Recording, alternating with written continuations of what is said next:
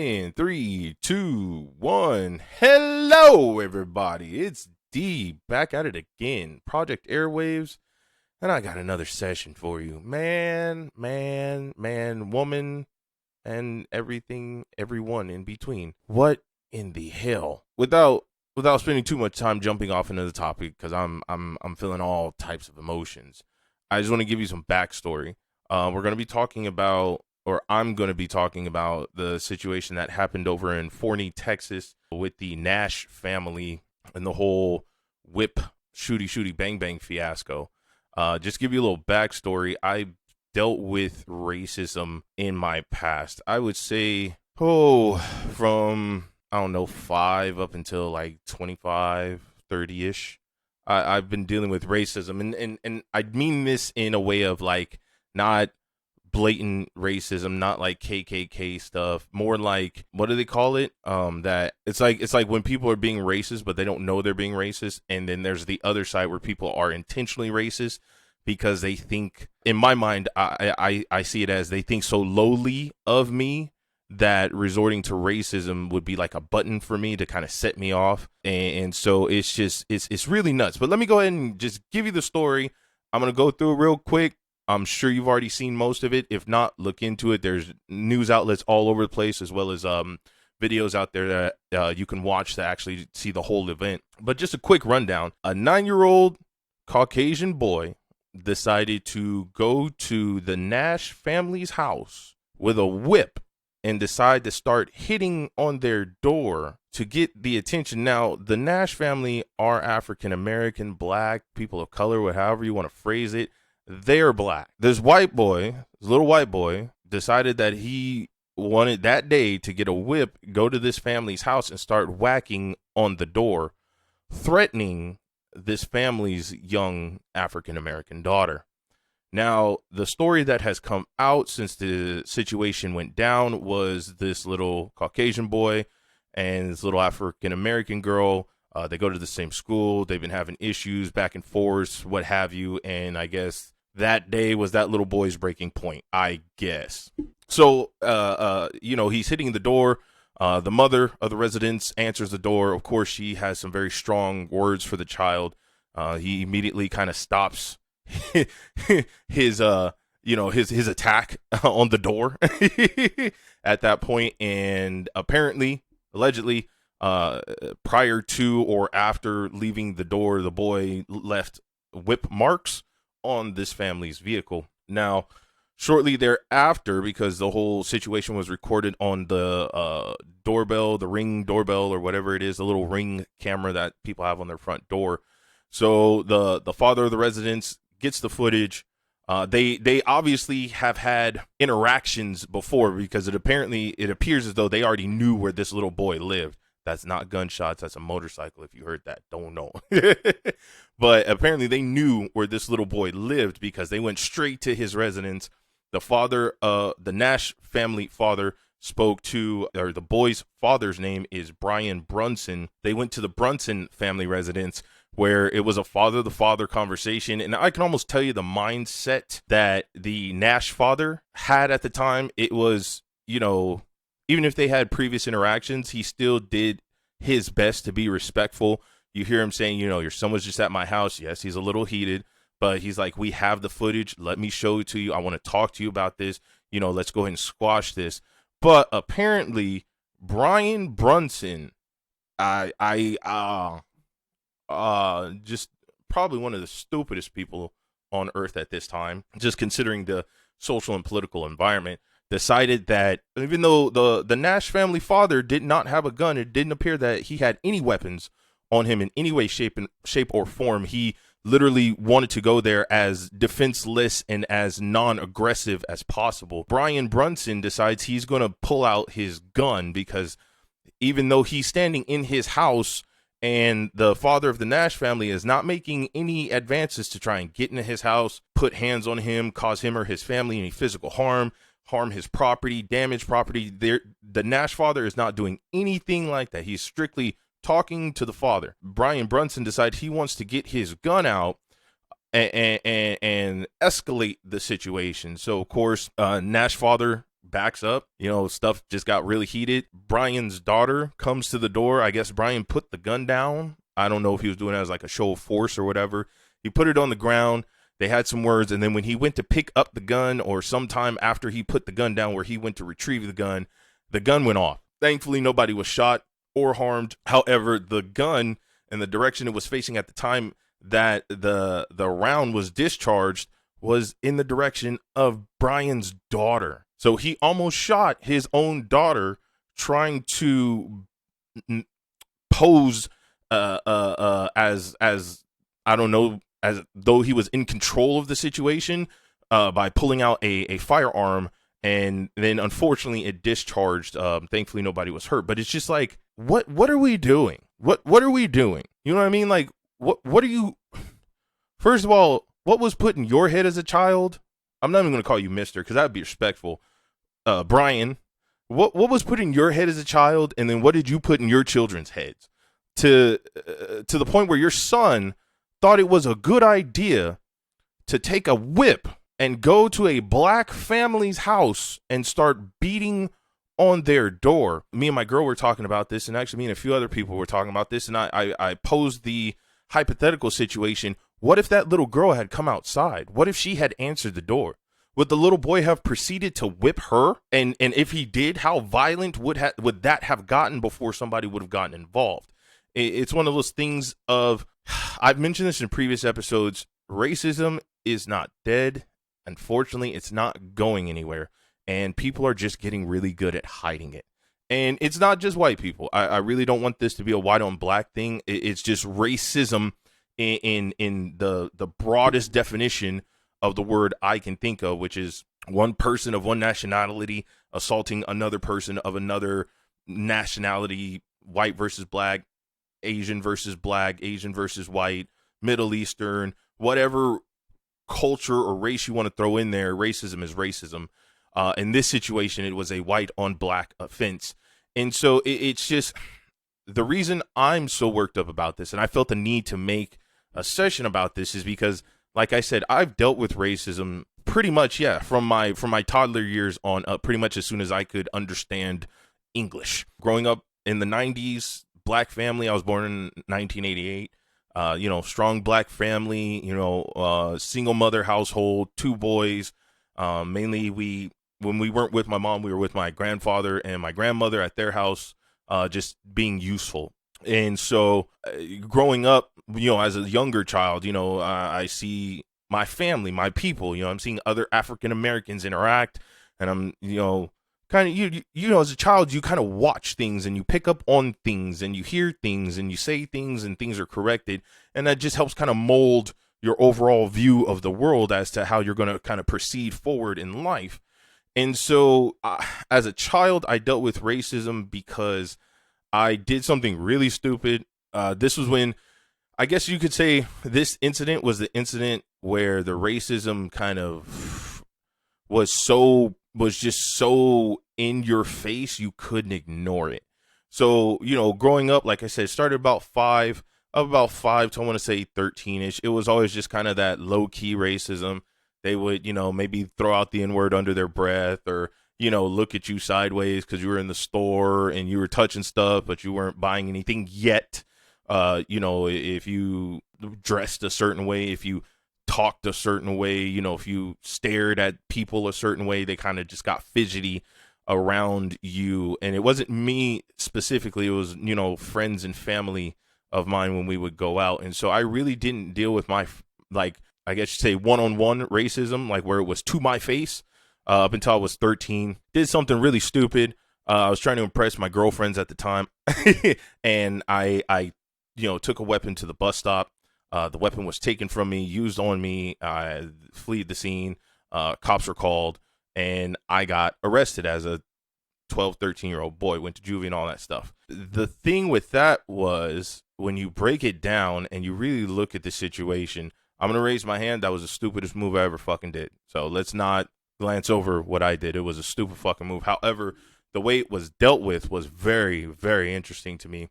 So at the time, my mother worked for the police department, and so we lived in a predominantly white neighborhood. We kind of she moved us up. So we went literally from the bottom. We were living in the hood, people breaking into our house, stealing our stuff, things like that. And my mom, just kept progressively taking us up to better parts of town. So when this particular situation happened, we were in a predominantly white neighborhood. It was like we were one of only like maybe 2 or 3 black families in this whole entire neighborhood. Took up a whole city block, and it was just like probably 2 or 3 of us. So of course I fled the scene, went home. I'm scared. I'm like, oh crap, this is gonna happen. So when the officer showed up to my house, I opened the door, told him who I was, yada yada yada. It took me in. Apparently, so the weapon I had was a pocket knife, and so when the officer wrote his report, he put that I had brought a machete and or a kitchen knife. So he made this thing sound way worse than it was. He also made it sound as though I had gone to the bus stop with an intention to harm somebody that day. And that was never, ever the intention. As a matter of fact, the girls that I was dating at the time, as well as some other people who obviously knew me around the neighborhood, they even, I was going to say testified, they spoke out to the officer in my defense. And, they said, no, there was no aggressive attitude or anything like that. It wasn't until the knife was taken from me that it was used against me. Up until that point, it literally was not used. I just pulled it out. Hey, look, this is cool. Okay, put it away. Of course, like I said, my mother at the time is working for the police department. So this guy, of course, he's Caucasian. He gets me booked in the juvie, puts me in my little holding cell with my cellie, and he calls my mom. And he gives her such a explanation as to what happened that he had my mother in tears. She was literally almost about to go into a full-blown panic attack, seizure, passing out, everything. This man had made it sound as though I had killed someone and I was about to be prosecuted for what had happened. And it was like, no, that wasn't even close to the situation. And so after everything's all said and done, without getting into too much more detail, my mom, after I got out and everything was kind of, I guess you could say it was swept under the rug. She told me, she's like, that officer that came to the residence and arrested you and, put you in handcuffs. She's like, that was completely unnecessary. She's like, he's probably one of the biggest racist officers on the force that she knew of at the time. And of course, that's because she had interactions with him and of course dealt with his racism firsthand. And so, when I'm sitting there, because in my mind, I'm thinking I did something so wrong that I had deserved to be put in handcuffs. I had deserved, to be berated by this officer and talked down to and treated less than because I made a mistake. That's how I felt from my upbringing, from my family. I made a bad decision. Your actions have consequences. But, talking to my mom and really getting a feel for how stuff like this normally happens, it was blown way out of proportion. It was handled incorrectly, all because I was black. Another situation, same location, actually, same neighborhood, predominantly white neighborhood. One of my first days going to the bus stop, because we were blessed enough that where my house was, the bus stop was literally right across the street. So I would cross the street to go to the bus stop. Well, about 3 or 4 houses down, there was this white family, of course. And the little brother, the little sister, and the middle sister, so little and middle, they decided that they were going to ride their bikes around me, circling around me at the bus stop and spitting Cocoa Puffs on me, shouting the N-word. Of course, my parents weren't home at the time. That's just how work worked. They were already gone. I was at the bus stop waiting for the bus. So this wasn't a situation where I could just run home and, duck into a corner or whatever. I was going to miss the bus. I was going to miss school. I can't miss school because then my mom's going to have to come get me. She's going to do blah, blah, blah, blah. So, of course, in my mind, I'm just sitting there going, take it, just deal with it. And, thankfully it never got physical. No, it did actually get physical, but not to the extent where, there was any police intervention or anything like that. But that occasion, shortly thereafter, one of the times the boy chased me down the street, the little brother, he chased me down the street with a BB gun. I was on my bike. He was on foot. I was just, riding up and down the street. And I don't want to make this sound cliche because I'm not trying to be like, oh, I'm perfect and this little, but it was just one of those things where I literally was just being a little kid. Like I said, I'm about, at that time, I was about 11, 12. So I'm just riding up and down the street on my bike, not paying no never mind. And I hear this, and I'm like, what is that? And I look behind me, and this little boy has a BB gun, a rifle, BB rifle, aimed dead at me, and he is shooting BBs in my direction. I didn't realize that at the time because adrenaline was pumping, but I felt this like stinging sensation in my back. I guess he had hit me once or twice with a few pellets. And so thank God he didn't put one of my eyes out. But that's when, I felt the need to kind of take it upon myself to take action. I really didn't want to get my parents involved because even back then it was a difficult thing to be a predominantly black family, a black family in a predominantly white neighborhood. And of course you have a problem with one of the white kids in that neighborhood. So it was one of those things of don't make a fuss, don't stand out, don't bring unwanted attention to the household, this and that. So I didn't feel the need to tell my parents, I don't know if I told them eventually, but at that time I didn't feel the need to tell them. So what I did was I told my big brother, and I was like, yo, this is happening. You need to handle it. He's like, bet. So, he's kind of watching out for me. And he told me straight up, he's like, look, this is a little boy. He's like, I can't do anything to a little boy. He said, you're going to have to defend yourself. And I'm like, well, can't you just tell him to stop, blah, blah, blah? He said, no, fuck that. He's like, you defend yourself. He's like, if anybody does anything to you, and it's funny because my grandfather said this when I got in my first fight as like, I don't know, 5, 6-year-old. And it was, if somebody does something to where you feel your life is in danger, defend yourself. And so after that point, I kind of put my foot down. Another situation happened. I don't remember it, but somehow everything turned around. We ended up becoming friends in a very weird way. We ended up becoming friends for the duration that we had lived in that neighborhood. And we hung out, and they came over, and I went over there, and blah, blah, blah, blah, blah, blah, blah. It was almost like a good job. You handled that well. You didn't overstep your boundaries. You didn't look like another angry black guy. You know what I mean? Because that seems to be a rolling theme, especially in like major media and even in TikToks and World Star and everything. It's like you're just another angry black man. You're just another angry black girl type situation. And I didn't want to be that guy. So of course, I've seen racism happen with friends, family, myself, just everything that you can think of minus physical assault, at least on my person. When it comes to racism, I've pretty much dealt with. And so when I saw this video of this little white boy, this little Caucasian boy with a whip at a black family's house, I just sat there dumbfounded, jaw agape, like, dude, are we back in old times? I almost slipped. I'm sorry. Are we back in the old times? Like, is this Roots?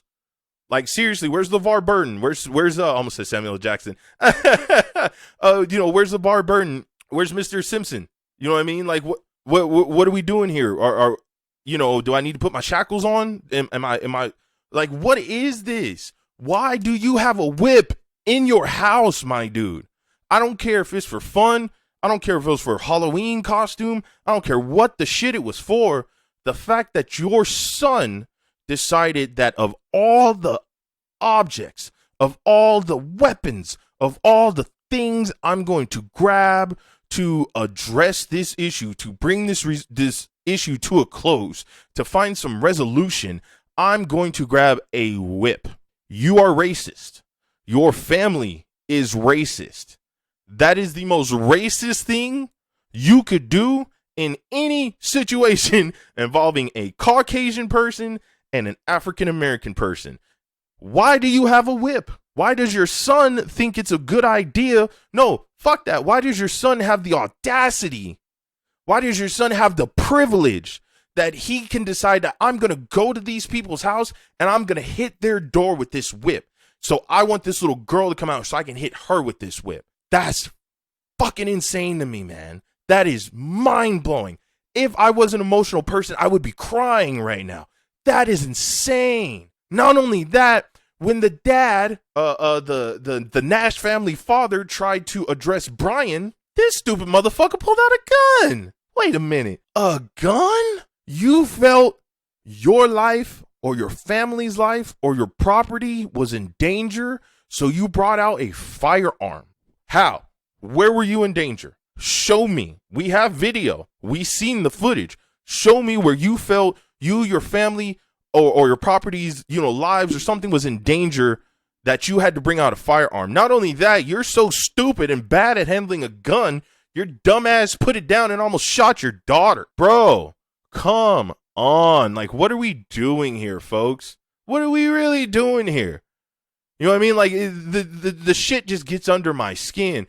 But it was just crazy to me that people's lives can be so drastically different as far as life experiences, that one side kind of claims racism doesn't happen, that it isn't real, and then the other side is so deep in it that they can't see anything but racism.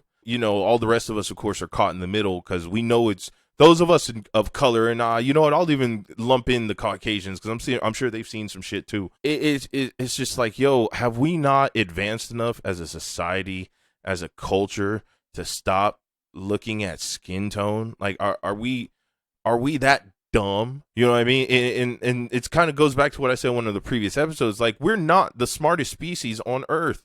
If you really want to just break it down to the nitty gritty, yeah, we have language and we walk and talk and we have technology, but what do we do with all of this shit? We hurt people constantly with it. We're killing each other. First of all, black on black crime is ridiculous. That's the stupidest shit I've ever heard in my life. First of all, brothers should not be killing brothers. Sisters should not be killing sisters. We definitely shouldn't be shooting each other over a color. That's just mentally perplexing beyond my years.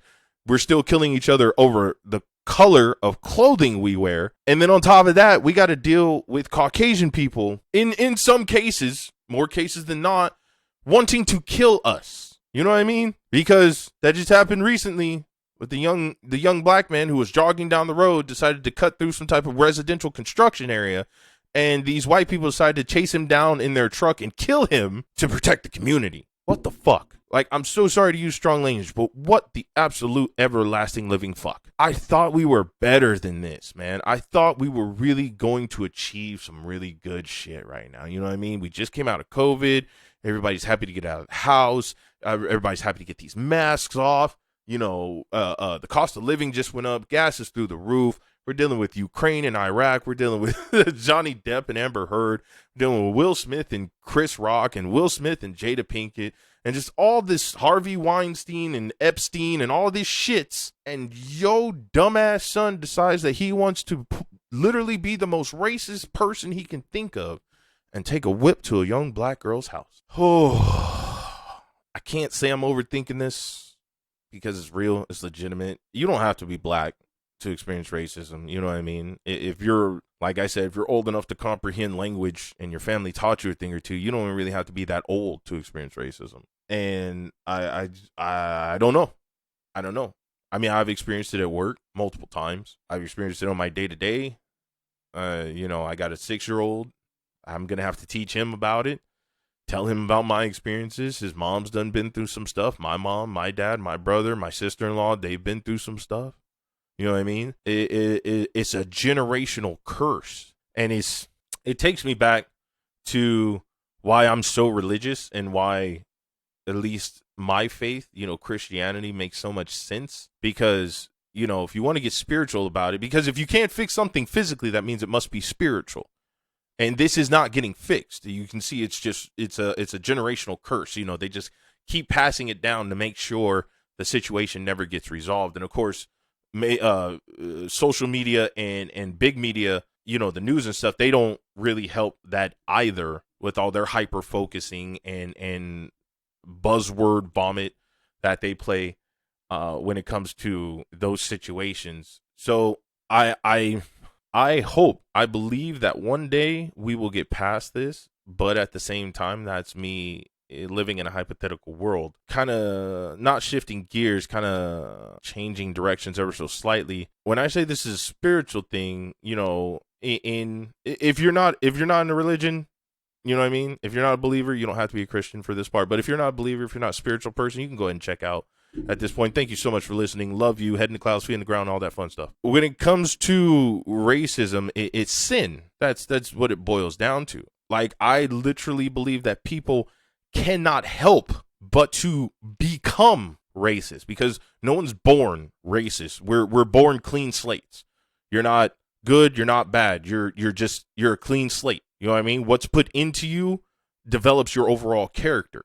So I believe that racism has to continue. It's what do they call it? I forget. Unnecessary casualty. You know what I mean? It's the cost of doing business. It's crazy. Like, you would think people would just kind of grow out of racism. You know, slavery's over. You know, we have a multicultural nation now. We have a multicultural planet. We were constantly learning things day to day about how other people live. And with the expansion of social media and technology, we're constantly getting to literally live a day in the life of other people in most cases.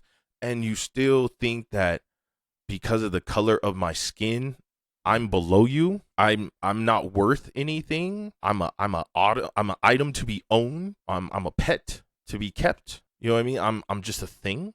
I'm less than. I'm cursed. What? And don't get it twisted, because I'm sure these people are religious, whether it be Catholic, Mormon, Christian, what have you. They go to church. You know what I'm saying? You could tell just by looking at it. And I don't even need to do any research on this Brian Bronson cat. I'm pretty sure they go to church, 95% sure, which means you believe in God. You follow a higher power. The Bible teaches us to love our fellow man. He doesn't say love your fellow skin-toned man. He doesn't say love the guy next to you as long as he's the same color. None of that shit. Love your fellow man. Treat your neighbors as you would treat yourself. Treat other people as you would want to be treated. So, Brian, would you like it if me, not saying I would, but if me or anybody else came to your door with a whip, hitting your door, damaging your property just to get your attention? Not even your attention, your child's attention. Because like I said, these people have had interactions, these children have had interactions before. And due to the fact that the Nash father knew exactly where they were going, the family anyway, knew exactly where they were going to confront this little boy, means that they've had interactions. So instead of the father being a fucking man and putting in his little stupid ass son's head to, respect women, respect them. I don't give a shit what color they are. You respect a fucking female. If you got a problem, my little dude, figure out a way to fix it that doesn't involve violence, racism, bigotry, and ignorance. Be better. You know what I mean? Like, I'm moving past the fact that she was black. She's a female. She's a female. What would you have done had she answered the door? You're going to harm a female? Like, what? A female brought you into this world, my dude. A female raised you, fed you, clothed you, kept you warm at night. Your sister, who's older than you. I'm sure y'all have a good working relationship, but you, because this little girl is black, decided that she was worth less than. That's sick. That's twisted. That's ignorance. Vile. Absolutely disgusting. Soul-wrenching. We need to do better, y'all. As parents, you need to teach your children respect, not just for all races, genders, religious beliefs, cultural backgrounds. It doesn't fucking matter, yo. We need to accept each other as we are. Everybody is unique. Every single person on this earth is unique. And you're over here treating people like they're less than because they're darker than you, because they got some melanin in their skin. No, y'all, we have to do better. We can do better. We have done better. You know what I mean? And this is not to disregard anything that a Caucasian person has done, to help an African American or to better our community or to help us grow as a community or anything, contributions, whatever. You know what I mean?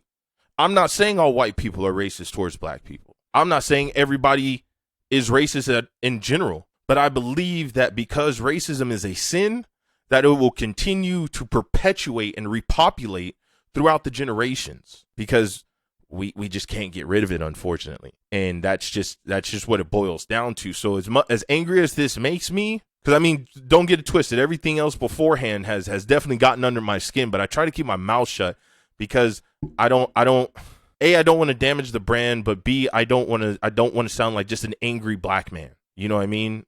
I'm intelligent. I have feelings. I have words that I want to speak, and I have these thoughts that I want people to know and understand what's going on in my head. I can't just sit idle anymore. You know what I mean? I really, yeah, I really want us to help in any way, shape, or form this child. He's 9 years old, which means he still has time. He can be helped. He can be educated. He can be taught. He's 9. You know what I mean? He's still in his formative years. His dad, fuck that guy. Nah, I'm good. He's done. He's too old. He's locked into his racism. It's a strong held philosophy of mine. After a certain age, people are just locked into the way they are. I'm going to say that's probably around 40, 50, maybe even 50, 60. But after a certain age, you're not changing. As far as Brian Brunson goes, I will pray for you and your racist ass family. Because as much as I don't like your actions, as much as I think you are a piece of garbage, as much as I think you should rot in jail, not only for raising a racist son, but for almost shooting your daughter because you were being a pompous prick, I will still pray for you because I want the best for you and your family. And I hope your son and your daughter learn from the situation. And I hope you're able to sit down with people of color to understand the consequences of your actions and how far-reaching your actions go. Because what was between a little boy and a little girl has now gotten millions of people involved. All eyes on you, Brody. Brian Brunson, douchebag. Good job. I wish you nothing but the best. I hope you and your family are safe. To the Nash family, my hat's off to you. My heart bleeds for you and your children. But I want you to know you did a good fucking job. You did a great fucking job. You didn't cross the line. And I know it's hard. I know it's so hard. Been there, done that, minus the whip. Been there, done that. But you did it. Thank you.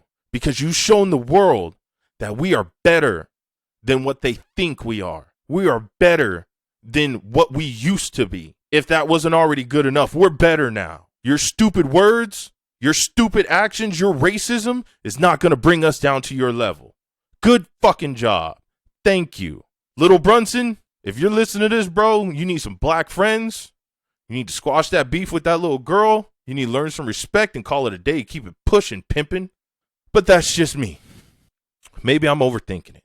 Got a little ranty, a little heated, but I thank you so much for listening. I want to hear your feedback, comments, emails, whatever. Hell, you can even make a video in response to this. I'd love to see it. We need to broadcast these type of actions, and we need to make sure they are ridiculed and looked down upon, so that even if somebody is racist, they'll be less likely to act out on that racism because maybe they won't want the public humiliation that comes along with these stupid actions and these stupid words.